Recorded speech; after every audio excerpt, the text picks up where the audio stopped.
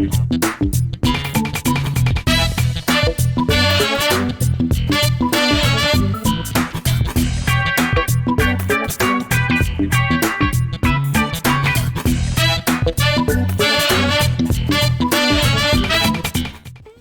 están? Bienvenidas y bienvenidos a un episodio más de Liderazgos Feministas, donde me da muchísimo gusto saludar a mis compañeras Frida y Norma. Frida, cuéntanos por favor de qué vamos a hablar el día de hoy. Pues hoy vamos a hablar sobre el storytelling desde un enfoque arendtiano, que ahorita vamos a ver qué significa todo eso. Ok.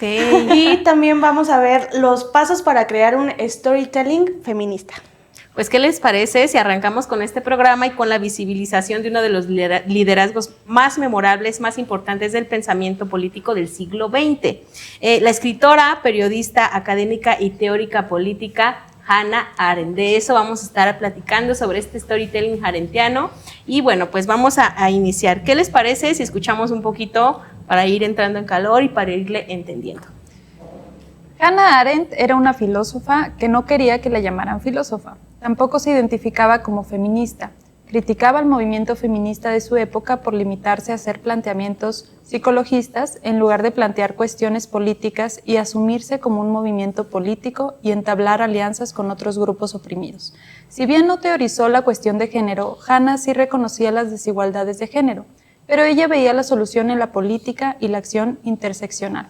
Le molestaba la conformidad ideológica, abogaba por la pluralidad, la libre expresión y la confrontación de distintos puntos de vista para acordar cursos de acción. Si quieren conocer un poquito más acerca de esta historia, no pueden perderse la entrevista que le hicimos justo aquí en Género y Política, en este gran canal, a Hannah Arendt. Búsquenlo, por favor, en YouTube y en Facebook. Tuvimos una entrevista, gracias, por supuesto, a la inteligencia artificial. La pueden encontrar para que profundicen un poquito más y escuchen y vean, por supuesto, a Hannah Arendt. Por favor, véanlo. Ella es un referente actual para el feminismo contemporáneo y sería de gran valor y de gran importancia que aprovecharan estos espacios que tenemos. Y bueno, pues ahora, ¿qué les parece si hablamos un poquito sobre el storytelling? El storytelling arendtiano es contar historias que cumplen un papel político al darnos acceso a la comprensión crítica de la realidad. Es la narrativa de los acontecimientos de la experiencia vivida. Esta es la razón que toda la vida humana cuente su narración y que la historia se convierta en el libro de narraciones de la humanidad. Parafraseando a la escritora danesa Karen Christensen Dinesen, se puede soportar todo el olor si se lo pone en una historia o se cuenta una historia de él. Creo que la importancia de esta herramienta de la comunicación que podemos tener en el feminismo es muy relevante, a mi parecer. Ustedes ya nos dirán, nos escribirán qué piensan al respecto, pero sí creo que cuando tú visibilizas, por ejemplo, un tipo de violencia de los que podemos encontrar en este liderómetro feminista que hemos decidido dejar aquí para justo visibilizarlo, cuando cuentas una historia para visibilizar algo, creo que juegas incluso hasta con las emociones, que ese es el sentido de un storytelling, contar una historia a través de eso, mover las emociones. Y me parece que esa esencia y ese objetivo se logra un poco más cuando lo haces de esa forma, que si solamente lo hicieras o lo leyeras, no sé, imagínense leer un acta del MP que de pronto trae incluso un lenguaje, un argot pues bien jurídico, bien frío, bueno, sí objetivo, porque la ley tiene que ser así, no se van a echar ahí una novela, pero sí creo que cuando lo explicas de otra forma o lo visibilizas con un storytelling, fluye de mejor manera, se puede visibilizar, entender, sentir y sobre todo empatizar. Yo creo que a todas les ha pasado cuando escuchas a una mujer que te cuenta su historia, llegas a sentirla y genera empatía, generas empatía con esa persona. Entonces, claro, creo que es bien importante esa herramienta. Y justo, Gaby, yo considero que de la mano de los liderazgos feministas, pues tiene que ir un storytelling, ¿no? Una historia detrás, superhumana, que conecte con demás mujeres que puedan pues también crear, ¿no?, su liderazgo. Mucho tiene que ver también. ¿Tú qué opinas, Frida? Yo estaba pensando un poco sobre la historia de Hannah Arendt, porque ella fue una filósofa que vivió durante la Segunda Guerra Mundial. Ella fue detenida, era judía, y logra escapar. Y entonces a ella le invitan a atestiguar los juicios de Nuremberg. Ella era académica y a mí me pareció muy interesante la forma en que hizo su trabajo, porque ella, observando a las personas que llevaban los trenes, que tenían alguna especie de cargo, ella decía, es que estos hombres, estas personas, genuinamente piensan que no hicieron nada mal. O sea, no, ellos afirman que no tomaron ninguna decisión, que solamente seguían órdenes. Pero era indirecta. Y eran órdenes que era, o sea, de la ley, ¿no? Ellos estaban siguiendo la ley. Entonces, decía ella, el mal es permitir que tú no tomes decisiones. O sea, negar esa capacidad de racionalizar del ser humano. De lo bueno y lo malo. Ajá. Y entonces permitir que otros decidan. Y a mí me parece, me hace una especie de simetría con esta narrativa que se lleva sobre los feminicidas. Claro. Donde dicen que son monstruos, que son seres despiadados. Porque Hannah Arendt, cuando veía los testimonios de estas personas, que todo el mundo los calificaba de monstruos, ella decía, no, es que es el ser humano más perfectamente normal. No dan miedo, no tienen nada fuera de lo ordinario. Es una persona común y corriente como tú, como yo. ¿Qué es lo que hizo para llegar a esta situación, no? Y me parece que hay una simetría con lo que se dice de los feminicidas, porque efectivamente son personas normales de un sistema corrupto. Claro. Eso es lo que genera un sistema corrupto. Y justamente me parece a mí muy interesante porque dejas el discurso de que son excepciones y te enfocas en que en realidad son síntomas de todo un sistema. Sí, un reflejo social. Claro. Entonces a mí encuentro esta simetría de Hannah Arendt, de cómo trabajó este tema, porque ella durante todo lo que restó de su vida después de estos juicios se enfocó en el origen del mal. Claro. ¿Y qué les parece si escuchamos, y por qué no nos lo lees, otro fragmento del texto que tenemos aquí para seguirlo analizando? Claro que sí. A ver. Hannah Arendt señala que la acción solo es real por el hecho de producir historias que sean contadas, porque solo permanece lo que se puede comunicar. Lo incomunicado, lo incomunicable, eso que no se contó a nadie y no dejó huella en nadie, lo que por ninguna vía penetra en la conciencia de los tiempos y carente de significado, se hunde en el oscuro caos del olvido. O sea, justo lo que también vemos siempre en las historias de las mujeres, ¿no? Cuando por miedo no hablan, cuando callan, y de pronto ustedes pueden ver a una amiga cercana, a una integrante de la familia, y como dices, también de ese lado parecen mujeres completamente comunes, normales, que sonríen, que las ves y pareciera todo estar bien, porque justo no visibilizan y no hablan. Todo lo que no se cuenta, pues definitivamente no existe, ¿no? O sea, si una mujer decide callar, nunca nos vamos a enterar de las violencias por las que puede estar sufriendo.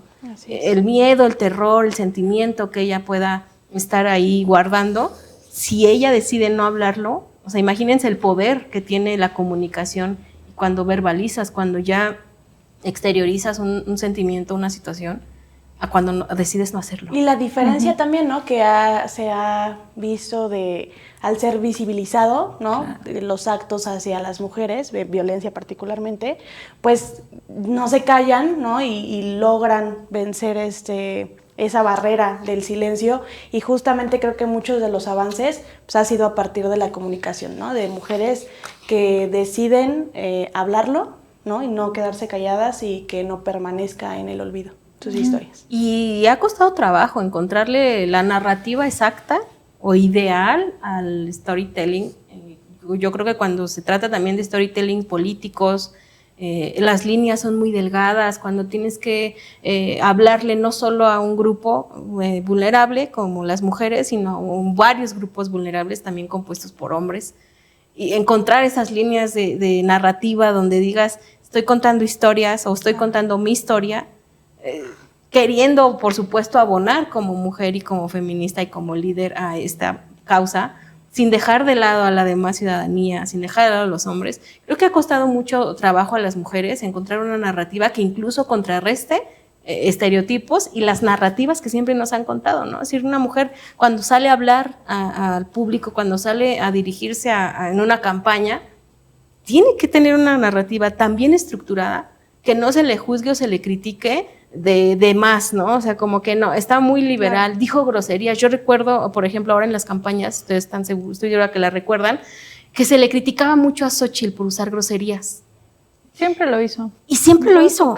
Y yo que recuerde de videos de más para atrás, siempre lo ha hecho así, ¿no? Pero además dices, es que ¿quién no lo hace? O sea, los mexicanos tenemos, entre muchas características, esa picardía a la hora también de hablar, ¿no? Con groserías, con el doble sentido, etcétera. Sí, que además se identifican, o sea, claro, con la persona, ¿no? Al estar hablando así tan orgánico. Exacto, pero tenemos tan estructurada una narrativa política. Así es.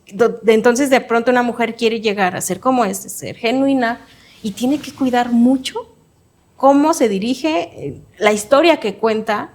También esa parte, ¿no? O sea, cuando tú cuentas una historia, cuando te la cuentan a modo hasta de chismecito, pues te parece genuino, te parece más neta. Entonces, cuando tú quieres buscar esa estrategia de llegarle a la ciudadanía, claro, por ahí, pues tienes que cuidar un montón de cosas. Creo que a los hombres no les pasa. Yo creo que es una herramienta de doble filo, ¿no? Sí. Como muchas de las que tenemos actualmente. Pero es que cuando, por ejemplo, en la política, que es tan complicado, uno siempre está mediando entre el objetivo y la recepción del público a quien lo diriges. Y entonces a veces es muy limitante, ¿no? Y te controla mucho, porque entonces ya no puedes ser tan genuino. Claro. Justamente como tienes que ser políticamente correcto. Y a mí me parece muy irónico, porque tú, o sea, si tú le preguntas a los votantes, muchos seguramente responderán que quieren a alguien original, honesto, transparente, pero al mismo tiempo exiges determinado tipo de mensaje. Y entonces eso ya no es tan honesto y tan transparente y tan original, porque está siempre contenido entre lo políticamente correcto. Y con las mujeres eso pesa, porque no... O sea, yo recuerdo campañas que han sido muy exitosas de hombres que navegan en personalidades desde los rockeros, desde los rebeldes, como se vendió en su momento a un político estadounidense, de los señores buena onda, de los rockstar, y con las mujeres es complicado porque siempre terminamos encasillándonos en la responsabilidad, en el liderazgo, en la inteligencia, o sea, con una defensiva sin ofender. Claro. A diferencia de muchos personalidades es que las mujeres tenemos que gritar bajito. Que pueden ser retadores y que pueden ser rebeldes y que pueden decir, y que pueden ofender a medio mundo y no pasa nada. Sí. Y las mujeres no. Sí, justo me pensaría una figura, una mujer rockera, ¿no? O sea, ¿cómo sería, no? Tan complicado para... Y tú ves a las mujeres en el mundo, ni siquiera en México, y siempre parecemos encasilladas en un mismo estereotipo de mujer política. Sí. Exacto. O sea, las mismas vestimentas, los discursos, a veces hasta los temas, estamos obligadas a tratar temas de mujeres, de minorías, de opresión, porque, o sea, es algo que venía pensando el otro día en el metro, de estos vagones exclusivos para mujeres, que no son solamente para las mujeres. O sea, esto es para todos estos sectores y poblaciones y oprimidos y vulnerables. Las infancias, los adultos mayores, las personas con diversidad funcional y las mujeres. O sea, todo ahí siempre va en grupo y la normativa, lo que predomina siempre, lo que no se puede tocar ni alterar es el hombre. Y regularmente pues el hombre blanco, tradicional, heterosexual, que siempre permanece. Todo lo demás que no encaje ahí, en esa narrativa, va a lo otro. Y que además se le ha construido una narrativa repasemos los libros de historia, de héroe, de macho, lamentablemente. O sea, yo me quiero imaginar un político ahora que viene 15 de septiembre, que de pronto salga y en la euforia del grito se aplique la de ¡Viva México, cabrones! El mundo va a enardecer y van a gritar y va a hacer nombre, el Viva México. Pero si una mujer sale a un balcón de cualquier palacio municipal de la delegación que quieran y grita lo mismo, al otro día está en primera plana.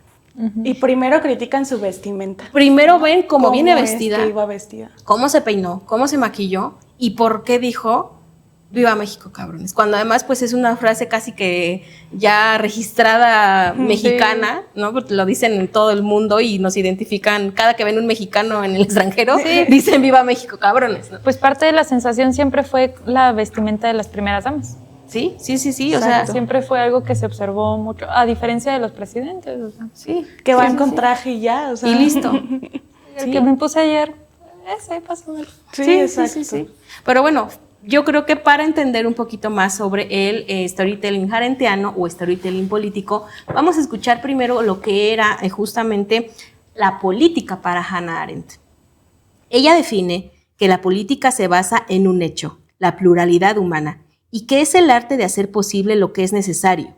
Es el dominio de lo imprevisible, de lo incierto y de lo indeterminado, pero advierte que la responsabilidad política no es solo votar, sino también participar activamente en la vida pública, porque el poder político debe ser limitado y controlado para evitar abusos y arbitrariedades.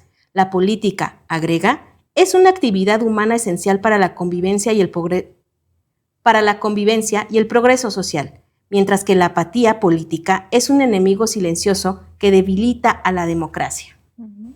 Justo, creo que ella entendía ambas cosas perfectamente bien. Tú nos contabas que ella participó, que ella tuvo que atestiguar, o sea, ella generó empatía, entendió qué era la política, pero también entendió lo importante de contar las historias, y más en la política también como una gran herramienta, ¿no? Porque, o sea, como político, cuando sales y empiezas a hacer solo promesas, en este contexto actual sales a hacer una promesa y la gente no te cree. Sí. No, y su pensamiento de Hannah que permanece súper vigente. Es súper vigente. Sí, hay una película muy buena que se la recomiendo, que se llama así, Hannah Arendt. Bueno, búsquenla ahí en internet porque me parece que no está en ninguna plataforma, pero por ahí deben de encontrar la medios comprar pirata. La va a comprar el DVD. Es que yo recuerdo que la vi en universidad y ahora que la vi con una trayectoria ya más política de parte mía, sí entendí muchas otras cosas que en su momento no había entendido. Y justamente es este tema de la participación política, porque ella estaba muy sorprendida al principio de ver cómo las personas que iban a atestiguar que cometieron crímenes de lesa humanidad eran normales. O sea, ella decía, es que yo esperaba una cosa así monstruosa. O sea, yo esperaba verme al diablo en persona. Sí. Y vi a una persona que podría haber sido mi vecino. O sea, y ella recae en que era la apatía, la no participación, el permitir que se determinara una forma de hacer las cosas y que el ser humano con su capacidad de razonar no lo utilizara para influir en esa toma de decisiones. Y a mí me pareció muy interesante cómo ella pues se enfrentó a muchas críticas porque todo el mundo la calificó como una defensora nazi, a pesar de que era algo que ella no estaba haciendo en absoluto. Entonces, pues, recomendada esa película. Hay que verla, búsquenla, porque creo que... Búsquenla y también lo que dices, tienen que empezar a involucrarse en esta parte de la responsabilidad que no solo implica ir y votar, sino participar activamente. Porque sí, yo creo que si ahorita una persona... Contar las historias reales. Si una persona ahorita ajena a este tipo de participación, de activismo político, la ve, pues de pronto se le va a hacer aburrido, innecesario, no va a entender. Pero sí creo que, por ejemplo, líderes, personas jóvenes, personas de otra edad que quieren o están participando en la política, tienen también por obligación no solo votar, no solo ir a un foro, sino prepararse, entender también desde otros puntos de vista, como era el de Hannah Arendt, en la política misma, ¿no? Creo que es muy importante hacerlo. Sí, es que tenía una percepción que a mí me parece muy impresionante, porque en algún momento ella, como último recurso de todas estas críticas, porque le llovieron cartas de odio, llamadas, o sea, era un acoso, porque la gente realmente pensaba que estaba defendiendo, o sea, si ella no calificaba de monstruos a las personas que hicieron todas estas masacres, las personas decían que estaba defendiéndolos, Okay. ¿no? Cuando la narrativa era muy diferente. Y entonces alguna de sus alumnas, me parece, le pregunta, ¿pero por qué, si estos fueron crímenes contra judíos, por qué se le califican como crímenes contra la humanidad? Y ella dice, es que los judíos son personas, y lo que sucedió contra los judíos es negarles la calidad de personas. Entonces es un crimen contra la humanidad, tú estás negando la humanidad en un ser humano. Claro. Y, o sea, tiene cosas ahí muy en todos sus textos que a mí me parece de mucha perspicacia. Bueno, Hannah Arendt siempre me ha gustado, trabaja temas muy interesantes, políticos sí, pero también de ética y de democracia, que fue como los temas que estuvo trabajando al final de su vida. Oigan, pero el storytelling arendtiano, ¿era feminista? Pues vamos a ver. El storytelling arendtiano puede ser comprendido como método para diversos planteamientos feministas contemporáneos que encuentran en la experiencia y la narración de historias un modo de conocimiento incluyente, plural y más adecuado para aproximarse a la interseccionalidad y a una realidad siempre cambiante y difícilmente aprensible.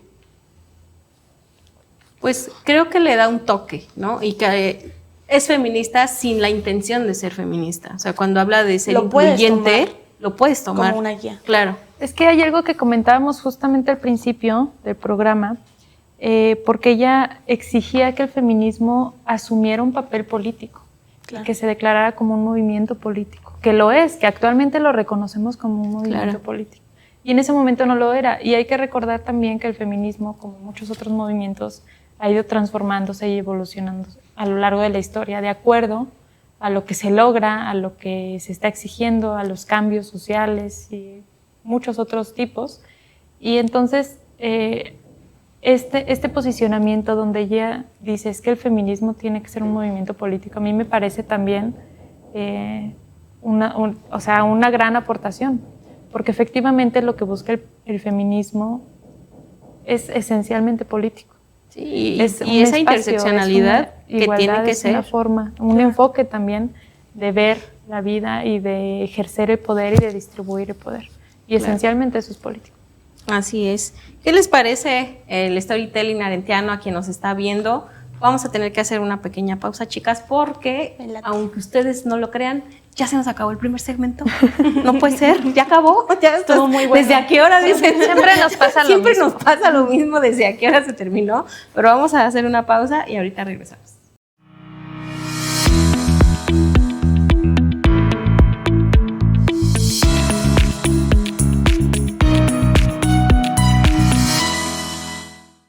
Pues ya estamos de regreso con ustedes aquí en Liderazgos Feministas. Estamos hablando sobre el storytelling arendtiano y ella, bueno, pues combinaba estas partes también filosóficas, esos enfoques que ella tenía, combinaba los conceptos con los principios del feminismo y de la política. Esto lo hacía creando una narrativa que resaltaba justamente lo que decíamos, ¿no? La acción política, pero sí también la pluralidad, la lucha por la igualdad de género. Pero ¿qué les parece si vemos unas características y las vamos comentando? Me late. ¿Les late? Fíjense, por ejemplo, resistencia activa contra la opresión. Las protagonistas en un storytelling arendtiano con un enfoque feminista deben ser representadas como agentes activas que resisten y desafían las estructuras patriarcales y cualquier forma de opresión. La acción es clave en la narrativa arendtiana y en un enfoque feminista, esta acción debe centrarse en la lucha por la igualdad y la justicia de género. ¿Cómo ven? ¿Qué fue?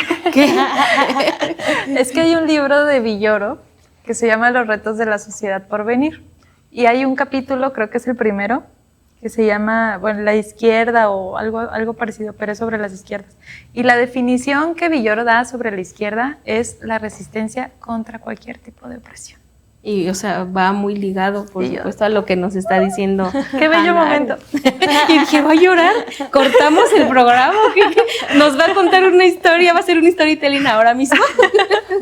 ¿O qué hacemos ahora? Generemos empatía para Es que crearlo. Esto, de hecho, lo comentamos en otro programa anterior, porque yo les mencionaba que para mí va muy ligado este enfoque del feminismo con la izquierda. O sea, la resistencia a la opresión, y cuando hablamos de opresión significa a imponerte cierto estilo de vida, a imponerte un modelo que resulta ser inequitativo y desigual, injusto además. Y entonces estas resistencias de que alguien más domine o quiera dominar tus decisiones, tu forma de vida, tu libertad, o sea, tus esferas, eso es opresión. Y entonces a mí me parece que van muy de la mano, particularmente en esto, el feminismo y la izquierda. O sea, no voy a permitir que alguien más determine cómo voy a vivir mi vida, ¿no? Sí, claro. Y ya me parece muy bonita. Y justo, o sea, esa característica nos habla de que las mujeres tienen que ser representadas como agentes de resistencia, ¿no? Y que están súper en contra, que están siempre desafiando todas estas formas de opresión. Y sí creo que va también mucho de la mano con cómo se cuentan las historias. Y por ejemplo, o sea, si yo llego a un evento desde la forma de hablar de los políticos, de las y los políticos, que incluso se ha generado un estereotipo ahí, del cual yo siempre, no es que haga burla, pero sí digo, híjole, rompamos con esa forma de llegar y ciudadanas y ciudadanos, y que de pronto se mimetizan tan cañón que todos hablan igual. O sea, todas y todos los políticos le dan ese tono de y por eso nosotros, y de pronto dices, ya a estas alturas y en este contexto social suena tan falso. No, ¿y sabes qué es lo peor? Y gastado. ¿Sabes qué es lo peor de eso? ¿Sabes qué es lo peor? Que tú lo hiciste. Que tranquila, Frida. No, Frida, porque cortamos el programa. No, que en mi partido, y estoy segura que en muchos otros, se dan estas especies de liderazgos, ¿no? De grupos dentro de los partidos. Y curiosamente tú ves al mini Juanito Pérez, sí, a la mini... Sí. fulanita, no sé qué. Sí, jóvenes, o sea, mujeres y hombres. No nada más es la imitación, o sea, cómo te mimetizas con el ambiente político, sino con un líder en específico. Exacto. Y entonces no hay una evolución de generaciones. Es una réplica, es una reproducción una y otra vez de los mismos patrones que hubo hace 50 años, hace 30 y la generación de ahorita. Sí. Entonces sí está súper chafa eso, pero... Y justo creo que eso tendría que romperse si aplicáramos esta filosofía de Hannah Arendt que mezcla y combina, ¿no? La parte política con el feminismo, porque a mí, por supuesto, me encantaría llegar, y creo que un poco sí tenemos que reconocer la parte de esa mercadotecnia política y de esa comunicación política que usaron, por ejemplo, allá en Monterrey, ¿no? Cuando sale una figura que ya era conocida en internet, como era Mariana, y que de pronto te empieza a contar historias. O sea, cuando ella empieza a contarte y a mostrarte cómo viven los niños, cómo estaba el DIF, y le pone la musiquita, pero también de pronto no salió con ese discurso de y por eso los niños de Monterrey, aparte con el acento norteñito, o sea, imagínate, o sea, ella no sale con eso, ¿no? Ella sale a contarte una historia. Y yo creo que sí, la gente se siente identificada. Exacto, te identificas así. Generó empatía ya en tú sales su liderazgo. Pero es justo lo que yo les mencionaba, que a mí me parece que es una herramienta de doble filo, porque así como puedes utilizarlo correctamente para causas, o sea, que sí, que uno busca luchar de lado con quienes abanderan esas causas, también hay muchas formas de cambiar el discurso, ¿no? Por ejemplo, en este caso, siguiendo con el caso de la Marianis, o sea, yo me acuerdo cómo sacó un niño del DIF. Eso no se puede hacer. O sea, sí, llevó más allá. Promoción política con niños, con infancias. Exacto. Y eso atenta contra los derechos y la dignidad de menores. Así es. Que están tutelados por el Estado. Sí, no solo porque tú creas que es lo correcto, pudieras hacerlo. Y muchos decían, es que seguramente les dio el mejor día de su vida. Y no. O sea, no sabes el riesgo al que sometes a esos niños. Aparte, o sea, una cosa es como lo físico, ¿no? Lo real, que lo sacas de una zona donde deben de estar. Sí, la parte emocional también. No sabes con quién están, no sabes, o sea, los riesgos a los que los sometes al exterior. Pero también los riesgos digitales a los que estás sometiendo a los niños, porque se subieron fotografías y videos y todo esto. Sí, entonces expuestos. Yo estoy de acuerdo que, o sea, hay Hay formas de utilizarlo y de utilizarlo correctamente, y creo que también una clave está en cómo, como público, como auditorio, qué tanto observas ese tipo de cosas. O sea, qué tan fácil o no es manipular a un auditorio, y uno que tanto lo permite, y uno que tanto investiga y revisa y efectivamente no se deja llevar como por el primer vistazo. Sí, justo ahorita que dices eso de los dobles filos, también creo que pueda llegar a ser un enemigo y un muy buen amigo de las mujeres, el storytelling político, cuando lo usamos en género, ¿no? Porque cuando una mujer, por supuesto, sale y te cuenta su historia y logras empatizar con ella, que ese es el objetivo de esta forma, de esta herramienta, y logra incluso generar un movimiento. Lo hemos visto, hay leyes que tienen el nombre de mujeres que salieron, la ley Olimpia. Y contra todo pronóstico, porque las mujeres las llevan siempre las de perder. Pero salen, contaron sus historias, hay leyes que se legislaron a raíz de todo el movimiento que generó esa historia que se contó, de esa empatía que generó. Pero también, por otro lado, con lo que dices, ¿no? O sea, una historia mal contada o una narrativa mal estructurada. Sí, te da la vuelta. Y te da la vuelta, ¿eh? Y termina siendo... Y no solo te destruye esa situación, o sea, a veces te regresa, o sea, hace que el movimiento se... Así es. No sé cómo decirlo, como que se reagrupe otra vez, pues. Y que volvamos a caer en esos estereotipos. O sea, tú sales y cuentas una historia y no es muy neta y de pronto sí lo utilizas más como herramienta. ¿Conocen a la TikToker Rorro? Sí. Sí. O sea, yo estoy impresionada porque, o sea, necesitaban una mujer que hiciera, bueno, contexto. Para quien no sepa quién es Rorro, sí, nosotras sí, pero quién sabe. Rorro es una TikToker que se hizo muy famosa porque ella hacía videos cocinando y comidas que se veían riquísimas, ¿no? Pero lo importante de esos videos es que Rorro siempre decía, le voy a hacer esto a Pablo, creo que me parece que así se llama su pareja. A Pablo se le antojó esto, entonces se lo voy a cocinar. Esa era la entrada de todos sus videos. A Pablo esto, entonces voy a hacer esto. A Pablo. Y entonces era perfecta.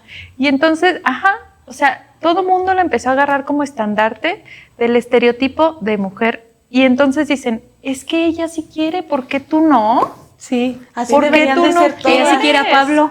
¿Por qué tú no quieres ser como Rorro? Rorro es feliz, cocina y es femenina y es delicada. O sea, todo lo que... Me parece que ella salió a decir que era un personaje. Justo. Pero si no es así, o sea, vuelvo a lo mismo. El feminismo se trata de opciones. Qué bueno que Rorro le guste hacer eso, está perfecto. Pero no me van a imponer la vida de Rorro a mí. O sea, yo me imagino habiendo nacido hace, no sé, 50 años. Digo, yo no me veo casada y con hijos. Y yo, o sea, no, Dios santo, no. No lo haga, comadre. Pero no porque yo no lo quiera, voy a decir que ninguna mujer tenga hijos, y que ninguna mujer se case y que ninguna mujer toque la cocina.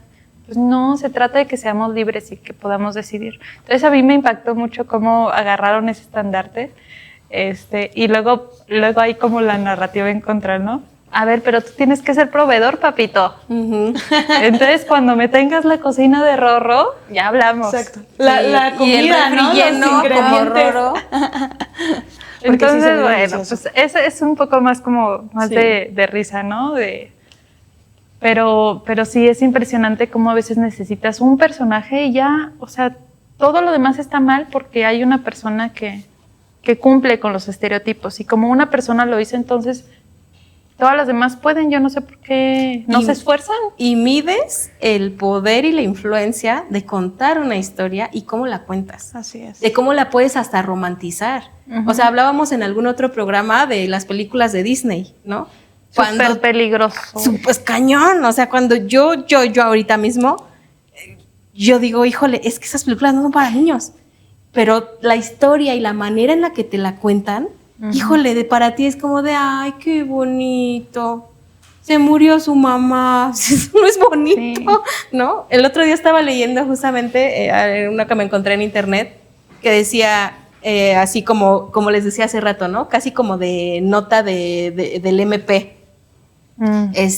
Súper seco, ¿no? padre busca al hijo después de haber asesinado a su madre o algo así, la neta es que no recuerdo textual lo que decía. Estaba hablando de Buscando a Nemo. Y ya cuando lo hilé dije, güey, sí es cierto, o sea, me está dando el relato. O cuando Blancanieves, ¿no? O cuando todas esas princesas, esas historias de amor. Entonces, creo que es bien poderoso. Ah, qué interesante. ¿Cómo cuentas esas historias? Sí. Y cómo las puedes llegar a romantizar al grado de que podemos hablar de secuestro, de feminicidio. O sea, la Bella Durmiente, la tenían secuestrada, la intentaron matar y estás romantizando. Ay, la Bella y la Bestia. La Bella y la Bestia, cuando hablamos justo de ese síndrome. ¿Cómo se llama? ¿Recuerdan? De Estocolmo. De Estocolmo, de cuando te enamoras de tu secuestrador, ¿no? O sea, ya no veré igual. Ya acabo de destruir su infancia, yo lo sé.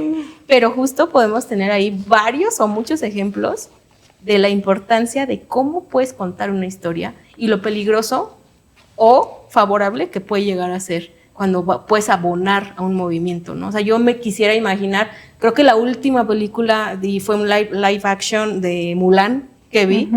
Dije, ándale, por ejemplo. Ay, yo amo Mulan. Amo Mulan y la última, la película live action, la neta es que está, para mi gusto, tiene toques bien feministas cuando habla de la liberación, de lo que tuvo que pasar para enlistarse en las filas del ejército del emperador. Y que si lo traes a la realidad, las mujeres siendo en la guardia, en Sedena, no sé, cuántas dificultades han tenido que pasar, ¿no? Claro. Y cómo se han vuelto también liderazgos, porque digo, no ha llegado alguien de Estado Mayor, ¿no? Mujer, pero sí tienen ya rangos que pueden aspirar a ser, ¿no? Líder en ese área. Y termino con ese ejemplo de Mulan, porque a pesar de que tiene toques muy feministas, que nos habla de una liberación y de cómo tiene incluso, vamos más romántico, un despertar de aceptación, de esa mismidad de sí soy mujer y no por eso no puedo hacerlo, a pesar de ello, sigue siendo muy romántica, ¿no? Porque por supuesto no va a retratar una realidad como ahorita el ejemplo que sacaste, ¿no? O sea, yo me imagino a las mujeres ahorita que son militares, cuántas violencias en los cuarteles han de enfrentar, ¿no? Así es. Y Mulan, si la historia fuera así completamente real y pudiéramos pasar en esa película el otro lado también, de cuando se enteraron que era mujer, y lo que siguió para ella, pues definitivamente ves la importancia de cuánto cuentas de la historia, cómo lo cuentas. Así es. Y lo peligroso que puede llegar a ser. Veámoslo con casos ahora, ¿no? Cuando empezamos a ver, por ejemplo, el caso de Devani de Monterrey, y todos los toques que le puedes ir dando, agregando, quitando información, cuando puedes romantizar, desinformar. Sí. Creo que la importancia de contar una historia y desde dónde y quién la cuenta, tiene un poder muy grande que las mujeres tenemos que aprovechar para bien, como dices. A mí me gustaría retomar, si les parece, a Hannah Arendt, porque justamente insistía en la importancia de entender la historia para actuar en el presente. El pasado informa y guía las acciones del presente. Veamos otra característica del storytelling arendtiano. La historia debe estar arraigada en la tradición feminista, reconociendo las luchas pasadas y cómo éstas influyen en el presente. Un enfoque arendtiano requiere una comprensión profunda del contexto histórico que rodea la lucha por los derechos de las mujeres. Las frases creo que sobran cuando hablamos de estos temas. Quien no conoce su historia estamos condenados a repetirlas. ¿Qué mujer líder se les viene a la mente, o sea, cuando se lee esto? Yo, por ejemplo, Kamala, he estado viendo sus videos, wow. Kamala Yousafzai. Es que la narrativa, ¿no? Porque además concuerda, o sea, lo que habla, lo que dice, cómo expresa, cómo es ella, ¿no? Particularmente, es increíble, a mí me encanta su liderazgo. A mí, bueno, se me vienen un buen de programas que incluso hemos tenido aquí, en otro espacio de mismo género y política, pues, diálogos feministas, o sea, yo lo decía en un programa, la mayoría de las mujeres históricas, feministas históricas, pasaron violencias muy similares y tuvieron que atravesar obstáculos muy parecidos, desde ser detenidas, estar en la cárcel, escribir libros desde la cárcel, no podían hablar, entonces pintaban, Y entonces, Sí. si no podían pintar, lo escribían en un periódico o lo hacían en un libro, pero las mujeres siempre buscábamos la manera Sí. de decir, de expresar y de exigir O vivir justicia. en una tercera parte, ¿no? Esta parte de la cárcel, Adelina, creo que fue su Adelina. papá el que encarcelaban. Sí, Y entonces ella lo vivía, o sea, pequeñita, y vivía como era bien revolucionario su papá, y entonces tenían que ir por él, y en el momento en que ya lo iban a fusilar. ¿y cómo cuenta justo esa parte? Siempre no, y entonces sale su papá y ahí van por el cuerpo de su papá y, Sí. y salieron con su papá revolucionario. Sí, O sea, sí, sí. es increíble, ¿no? Que Pues- partes de ahí, de esos liderazgos. Y del De contexto todo que lo te que rodea. tuvo que vivir, ¿no? Ella, no Sí. sé, Leona Vicario, mujeres que formaron parte de la historia de nuestro país, las violencias a las que se enfrentaron, tomaron las armas y que volvemos a lo mismo, son protagonistas de historias mal contadas, Sí, definitivamente. pero justamente ahorita que estábamos mencionando a estas mujeres, me trae a la mente cómo a lo largo de la historia, sobre todo estas mujeres que adquirieron fama en la historia del mundo, no solo de México, siempre estaban, o sea, con unas situaciones súper... Que deja ver los sesgos, ¿no? De género y de dificultades. Porque las mujeres muchas veces eran como accesorios. Y entonces cuando empezaban a usar su voz y empezaban a decidir y empezaban a imponerse, o sea, siempre eran incómodas. Claro. Y a veces eso es lo que a nosotras como mujeres se nos conflictúa mucho, porque yo estoy segura que muchas, al menos en nuestro contexto, nos moldea para hacer y para comportarnos de la manera en que no incomodemos. Ujú. O que no incomodemos tanto, ¿no? Los espacios, el uso de la voz, las palabras que usamos, incluso para rechazar o para marcar nuestros límites, siempre son como tenues y muy suaves, ¿no? Y creo que tenemos que aprender a incomodar, que cuando estamos incomodando es porque, o sea, están sobrepasando algo que debería de estar respetando la sociedad en general. Entonces, hay una frase de TikTok. Yo iba a decir acá una Twitter. de TikTok. Hay una frase que vi en TikTok. Es que la fuente decía de ahí, la vieja confiable. que las personas que se molestan cuando uno pone límites es porque se están beneficiando Claro. de que no existan esos límites.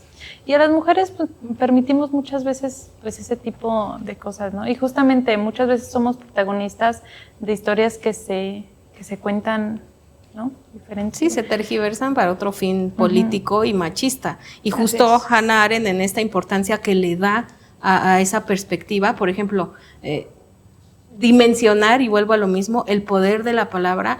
Y tú decías algo ahorita muy importante, tenemos que aprender a ser incómodas. Más bien, yo agregaría, tenemos que recordar cómo serlo. Emma Goldman fue declarada enemiga pública por el FBI, nada más por lo que decía.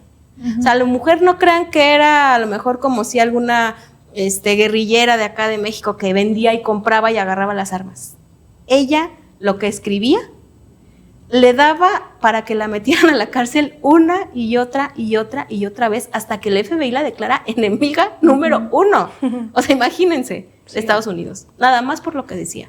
Por lo incómoda que era, la declararon y ella ya no podía entrar, ¿no? Y aún así ella siguió hablando, por ahí incluso ayudó a Ricardo Flores Magón cuando andaban por ahí exiliados, andaban huyendo.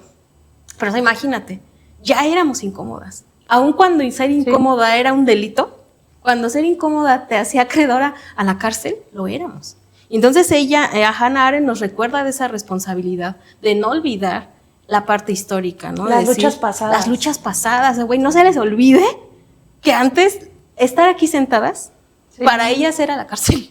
Entonces creo que es una responsabilidad el que derecho tenemos de bien grande. asociación. Sí, claro, cuando las mujeres se escondían para Las ver sufragistas, cómo, vaya. Las sufragistas, O sea. justamente estaba pensando, las sufragistas. A Olympe de Gauche, que la guillotinaron por hacer la declaración de los derechos de la Exacto, mujer y la así es. ciudadana.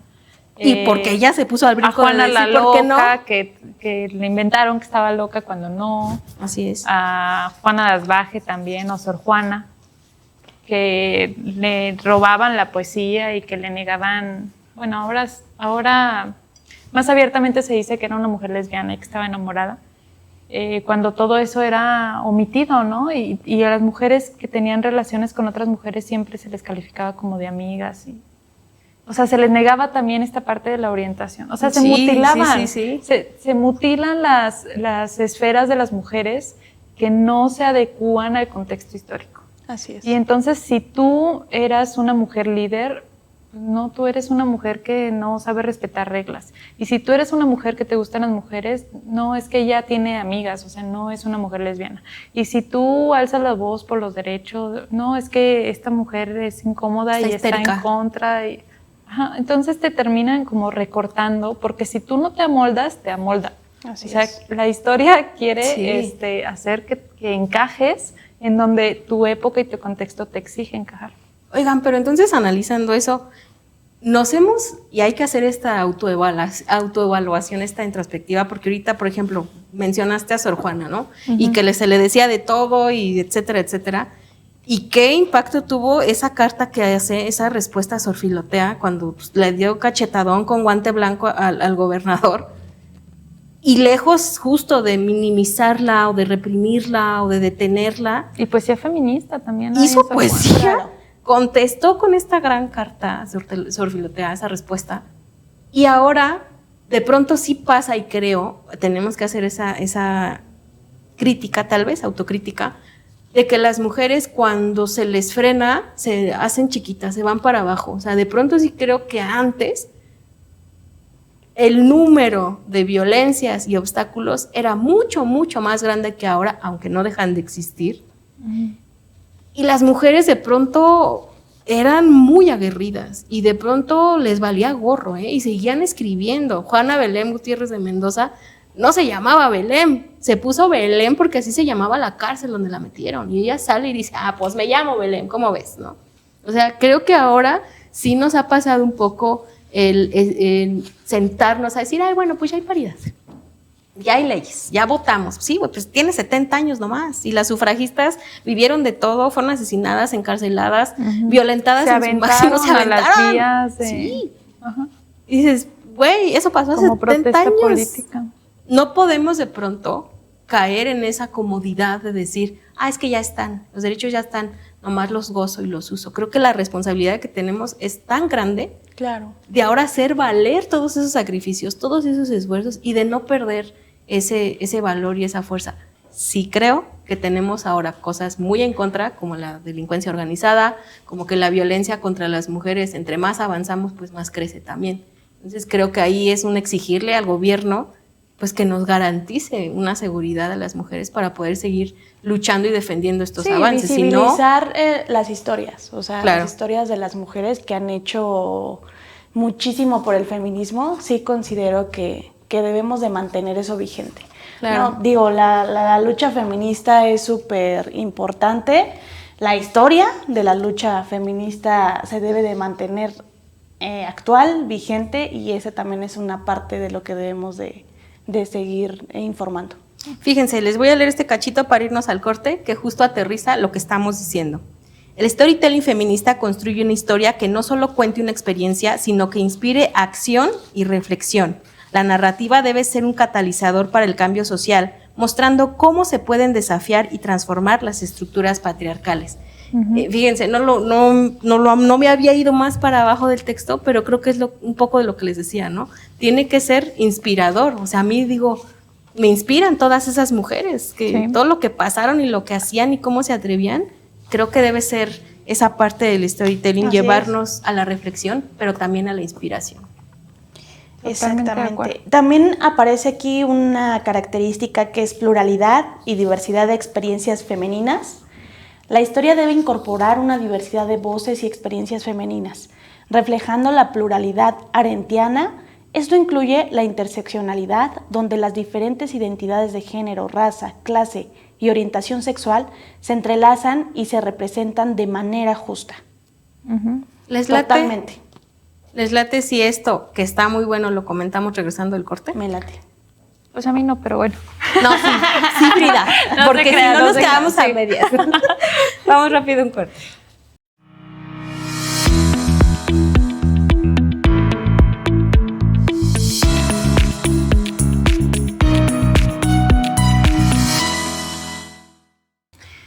de regreso, chicas, ya explayamos en el tema, ya expusimos ejemplos. Sí. ¿Qué les parece si ahora nos vamos así, el ABC, para hacer un storytelling? ¿Cómo De crearlo? acuerdo. ¿Cómo lo hacemos? Empiezo yo. acuerdísimo. ¿Les late? Sí. Número 1. Dice, establece un propósito objetivo que alinee con los valores y metas del feminismo. El mensaje debe estar alineado con los ideales feministas de justicia e igualdad. Debe llamar a la acción en el espacio público y debes preguntarte, ¿qué cambio deseas inspirar en la audiencia? Ahí está, creo que Check. es bien, Sí, bien, aquí es bien como, claro. ¿qué queremos? Y que accione. Oye, ahorita dice, ¿qué queremos? ¡Cambio! ¿Hacia dónde vamos? ¡Feminismo!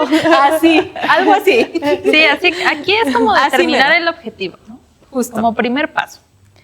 Muy bien. Ahora, el paso número 2. Reconoce a tu audiencia. Primero, hay que investigar a fondo la audiencia hacia quienes nos vamos a dirigir para entender pues este tema de valores, de expectativas. Y también un buen storytelling feminista debe conectar con las personas que lo escuchan o lo leen, tratando sus realidades y aspiraciones. Entonces, sí, o sea, que vaya como construido hacia una audiencia en específico, ¿no? Sí, no Así les vas es. a ir a hablar de aborto a los pro vida, por Ajá. ejemplo. No les Sí, vas a ir a claro. contar Se me tu ocurre, historia. ¿no? Así es. Sería un público fallido. Sí. El número 3 nos habla sobre crear los personajes de tu historia. Creas personajes que sean realistas evitando estereotipos. Asegúrate de que las protagonistas sean agentes de su propio destino, con la capacidad de tomar decisiones y enfrentar desafíos. Crea personajes femeninos con diversas experiencias y perspectivas. Y la pluralidad arendtiana debe reflejarse en la diversidad de voces y experiencias dentro de la narrativa.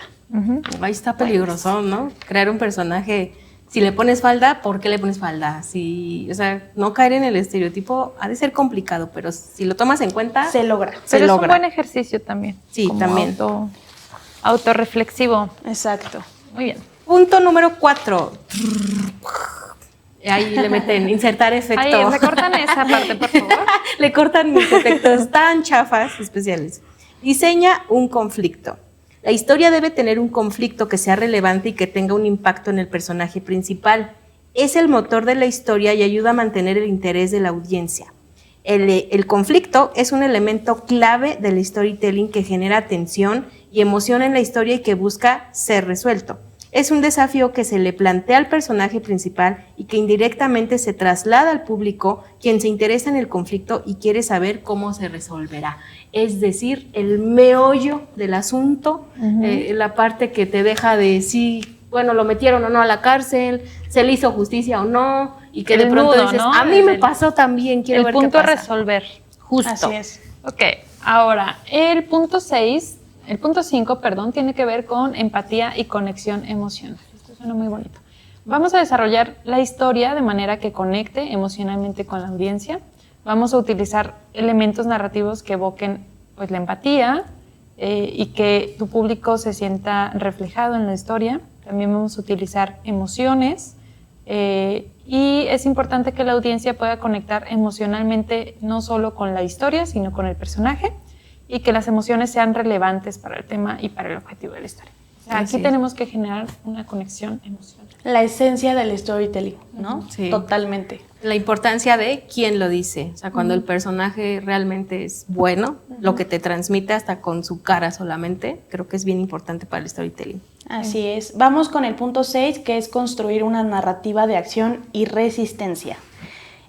Los ejemplos son: enfoca la historia en las acciones concretas que las protagonistas toman para desafiar y transformar las estructuras patriarcales. La acción, según Arendt, es un medio fundamental para la participación en el mundo y en un enfoque feminista. Esta acción debe de ser transformadora. Esta se me hace a mí complicada siempre. Sí. Paso número 7. En base a los criterios siguientes, la historia debe incluir una crítica a las estructuras de poder que oprimen a las mujeres, abordando cómo estas dinámicas son resistidas y superadas por las protagonistas.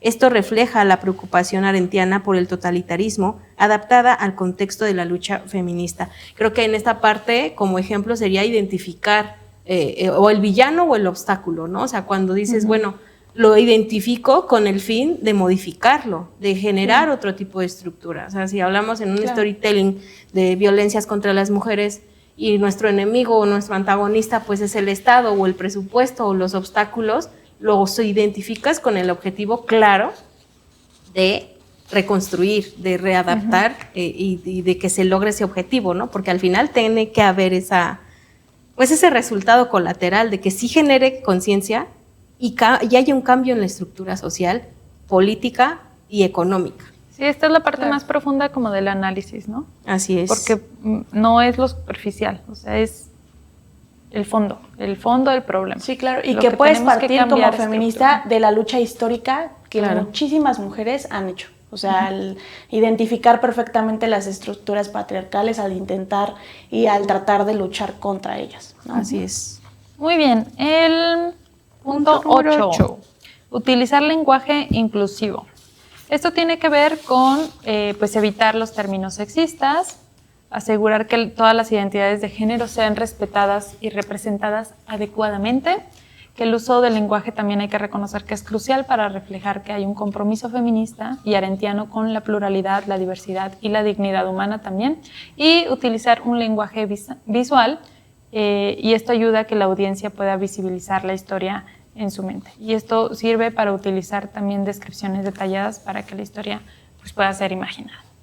Sí, es la parte bien estructural de cómo tiene que ser, ¿no? Es decir, vamos a utilizar el lenguaje corporal, vamos a utilizar sí el lenguaje escrito, pero también la música, pero también, o sea, hablar de todo transmite, que todo transmita, exacto. La imagen, los colores, los movimientos. El lenguaje inclusivo, ¿no? Totalmente en esta época. Que también en esta época y en este contexto se me hace una línea bien delgada, ¿no? O sea, a lo mejor tú quisieras visibilizar el bullying en las escuelas y cuando dicen lloras como niña, y, o sea, que quieres visibilizarlo, pero al mismo tiempo, ¿cómo lo visibilizas sin revictimizar? No, que intentas generar empatía. Exacto. Y muchísima sociedad pues, no considera el lenguaje inclusivo como algo, como parte de su vida. Sí, o que no está de acuerdo simplemente. O hasta les molesta. Exacto. Ajá. Y que hables de todos estamos incluidos. Todes, ¿no? Y la gente se moleste, o sea. Qué complejo. Qué complicado hacerlo en este contexto actual. Sí. Número 9, incorporación de la interseccionalidad. Ese le toca a Luis. Ah, sí, sí. Y yo. Incorporación de la interseccionalidad, como lo mencionaba bien Gaby. Le estaba dando entrada. El storytelling feminista considera como diferentes sistemas de opresión, género, raza, clase, orientación sexual, etc. Asegúrate de que la historia contenga interacción en la vida de las protagonistas, en base a la interseccionalidad. La interseccionalidad es un enfoque que subraya que el sexo, el género, la etnia, la clase social o la orientación sexual, así como otras categorías, están interrelacionadas. Uh-huh. Sí, eso también es súper clave, porque no todas las feministas somos feministas blancas europeas, eurocentristas, heterosexuales. Y tampoco se debe de tener vellos en las axilas y o sea, como las características que han creado. De personalidades y de desigualdades y de minorías a las que pertenecemos. De hecho, por ahí como que se han hecho intentos, ¿no? En películas, de pronto cuando entrelazan historias que te dan un reflejo justo de, a lo mejor es la misma situación que están atravesando dos mujeres, pero completamente distintas. O sea, una de una clase social, otra de otra vive casi en un castillo, la otra vive pues de milagro vive, y que te pasan cómo se interrelaciona muchas partes, ¿no? Del género, de la diversidad sexual, de la parte económica, del estatus. Creo que se han intentado hacer por ahí historias así, y creo que deberían profundizarse más para visibilizar, por lo menos en nuestro país, que además es bien diverso, que no es lo mismo la necesidad y violencia de una mujer del campo, de una mujer indígena, que de una mujer de la Ciudad de México, por ejemplo. Así es. Creo que estaría muy bueno que alguien se aventara ahí en el cine, por favor, a manera de visibilizarlo lo diversas que somos como mujeres en un país tan grande y tan diverso. Creo que Así es. se ha intentado, pero Y pues súper falta. importante que sigan los puntos a seguir para generar su storytelling, ¿no? Así es. Si Como tienen dudas, que escriban ahí en... Como una lista. Exactamente. de súper. Check. ¿Listo, listo? Sí, súper importante. Sí, este es como que el ABC de cómo construir una historia, una narrativa, con este formato de storytelling que busca contar historias, crear una narrativa que genere empatía, que genere un Transmitir. movimiento social. Transmitir Y accionar emociones. también, que es una parte clave del storytelling. Exacto. Que a mí como siempre se me objetivo. complica. ¿Cómo accionamos? Sí, porque no nada más lo cuento y ya, y qué triste tu historia. ¿Cómo esto puede generar una acción en el público? Así O es. sea, ¿cómo los levantamos para que vayan a las marchas, para que tomen una postura, para que se pronuncien? Exacto. Está difícil. ¿eh? No es cosa- Está complicado, pero no imposible. Ya llegó el tiempo, ya se acabó. Se acabó. Un gusto estar con ustedes el día de hoy. Voy a hacer esta triste historia de cómo se nos acabó el programa. Lo voy a contar de una manera tan dramática que nos van a dar más tiempo. En Van a el ver. siguiente programa nuestro storytelling. Gracias, chicas. Gracias Un a placer ustedes. estar con ustedes. Nos vemos para la próxima.